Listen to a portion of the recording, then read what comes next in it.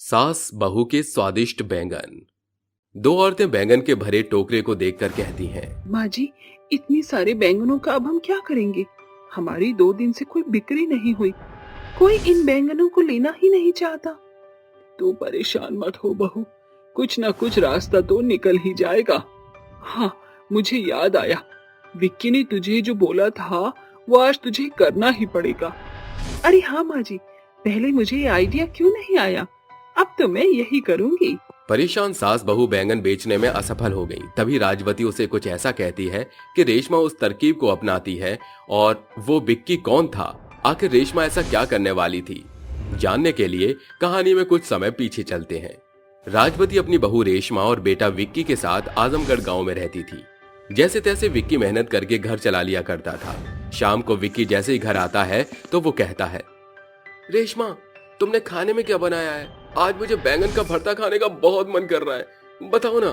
विक्की जी, मैंने आलू मटर की सब्जी बनाई है, बैंगन नहीं बनाए।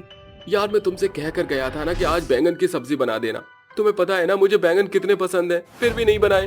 विक्की जी, मुझे बाजार में बैंगन नहीं मिले, क्या करूं? एक जगह मिले भी, वो भी मुझे कीड़े वाले बैंगन लग रहे थे, इसलिए मैंने छोड़ दिया। ठीक है, अब से मैं ही बैंगन ले आया करूंगा, पर तुम बनाओगी जरूर। अरे, मुझे बैंगन की खुशबू आ रही है, तुमने बनाया है ना? झूठ बोल रही हो ना मुझसे? आप ना ज्यादा ही बैंगन लवर बन रही हो।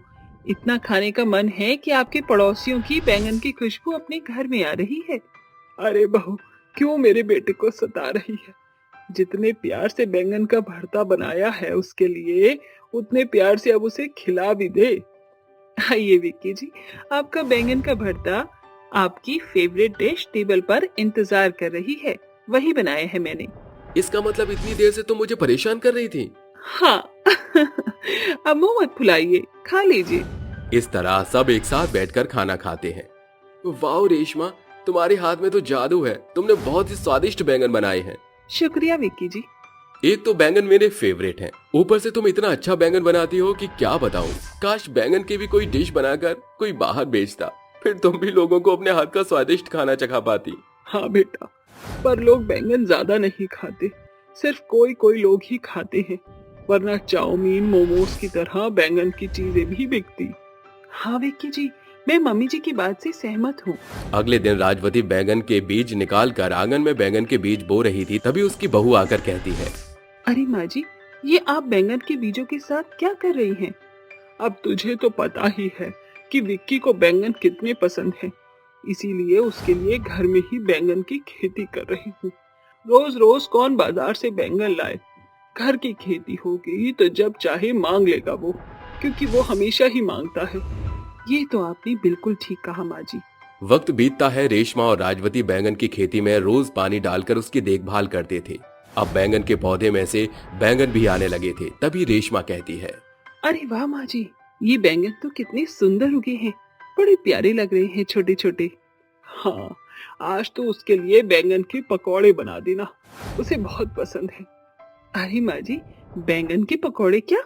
उन्हें तो बैंगन का कुछ भी बनाकर खिला दो, उन्हें सब पसंद है। सही बोली तू।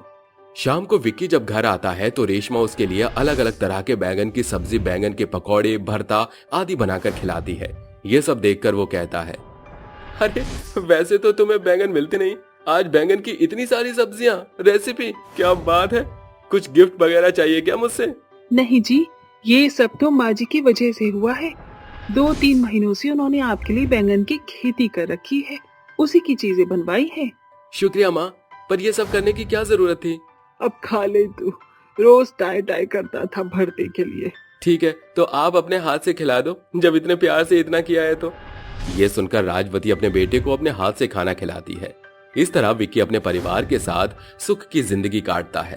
पर अचानक ही विक्की के ऑफिस में आग लगने से उसकी मौत हो जाती है, जिससे उसकी बीवी और माँ टूट जाते हैं। जैसे तैसे वो बचे हुए पैसों से घर का खर्चा चला लेते हैं। पर एक दिन सास बहू कहती है, माँ जी, मैंने कभी नहीं सोचा था कि उनके बिना मुझे ये जिंदगी जीनी पड़ेगी, लेकिन अब घर का राशन खत्म होने को आया है।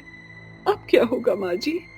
देखते हैं, कोई ना कोई तो हमें काम करना ही होगा बहू। अरे माँ जी, आपने इतनी सारी बैंगन उगाई थी, क्यों ना हम मंडी में जाकर उसी को ही बेचकर अपना घर का खर्चा निकाले। ये सही बोला तूने बहू। चल सारे बैंगन टोकरी में डालकर बेचने चलते हैं। सुबह मंडी में लोग ज्यादा आते हैं। ऐसा कहकर दोनों सास बहू मंडी में आकर बैंगन बेचने लगती हैं। अरे बैंगन ले लो, बैंगन ताजा ताजा छोटे छोटे बैंगन ले लो, स्वादिष्ट हैं। अरे आइए आइए बैंगन लीजिए। अरे बहन जी जरा बैंगन तो देखिए। अरे नहीं, मुझे नहीं लेना। अरे आप एक बार घर पर बनाकर तो देखिए, बहुत स्वादिष्ट बनेंगे। और आपको समझ नहीं आता क्या? मेरे घर पर बैंगन कोई नहीं खाता, नहीं चाहिए मुझे। ऐसे ही दोनों सास बहू बैंगन बेचने की कोशिश करती हैं, मगर एक दो ग्राहक से ज्यादा कोई नहीं आता। अगले दिन वो फिर से जाती हैं, पर तब भी उनके बैंगन नहीं बिकते। तब वो पुरानी बैंगन की टोकरी घर लाकर कहती हैं, माँ जी 2 दिन से हमारे बैंगन नहीं बिके, अब हम क्या करेंगे? हमारे घर का खर्चा कैसे चलेगा? अरे बहू तुझे याद है विक्की ने तुझसे क्या कहा था कि तेरे हाथों में जादू है और तू बैंगन की बहुत अच्छी चीजें बनाती है। तो मैं सोच रही हूँ अगर ये बैंगन ऐसे नहीं बिक रहे तो तू उसका ठेला लगाकर बनाकर बेच, फिर लोग कैसे नहीं आएंगे खाने। अरे वाह माँ जी, अब तो मैं यही करूंगी। दोनों सास बहू हार नहीं मानती और इन बैंगनों को बड़े से पतीले में धोकर उन्हें काटने लगती हैं। राजवती एक ठेले का इंतजाम कर देती है। अगले दिन से दोनों ठेले पर काम करती हैं। खाने में रेशमा बैंगन के भरते के साथ 2 पराठे, बैंगन के पकौड़े, बैंगन स्नैक, बैंगन के पकौड़े की सब्जी इत्यादि अलग अलग प्रकार से खाना बनाकर बेचने लगती है। शुरू में कोई नहीं आता, लेकिन तभी उसकी खुशबू और खाने पर ऑफर मिलते लोग आने लगते हैं। आइए आइए बैंगन के स्नैक्स और स्वादिष्ट बैंगन की चीजें खाइए, जल्दी आइए, ऑफर सीमित समय तक है, एक डिश पर दूसरी डिश फ्री। आइए आइए, बारिश के सुहाने मौसम में करारे बैंगन के पकौड़े चखिए। अरे बैंगन के पकौड़े की खुशबू तो बहुत आ रही है, जरा एक प्लेट लगाना। जी मुझे बैंगन का भरता चाहिए। जी बैठिए, हम अभी लगाते हैं। रेशमा की स्ट्रेटेजी से एक के बाद एक ग्राहक आने लग गए और खाने के बाद कहते हैं, सच में पहले मैंने बैंगन की इतनी अच्छी डिश कभी नहीं खाई। आंटी सच में आपके हाथ का खाना बहुत अच्छा था, बिल्कुल स्वादिष्ट बैंगन है। आज तक मैंने तो अपनी मम्मी के हाथ का भी नहीं खाया, बट अब आपके हाथ का जरूर खाऊंगी। शुक्रिया आप सब लोगों का। ऐसे ही आप सभी लोगों को हमारी सास बहू के स्वादिष्ट बैंगन की दुकान के बारे में सबको बताइएगा। जी जरूर जरूर। इस तरह एक हफ्ते में ही सास बहू के स्वादिष्ट बैंगन की दुकान के नाम से वो बहुत मशहूर हो जाते हैं और दूर दूर से लोग खाने के लिए आते हैं।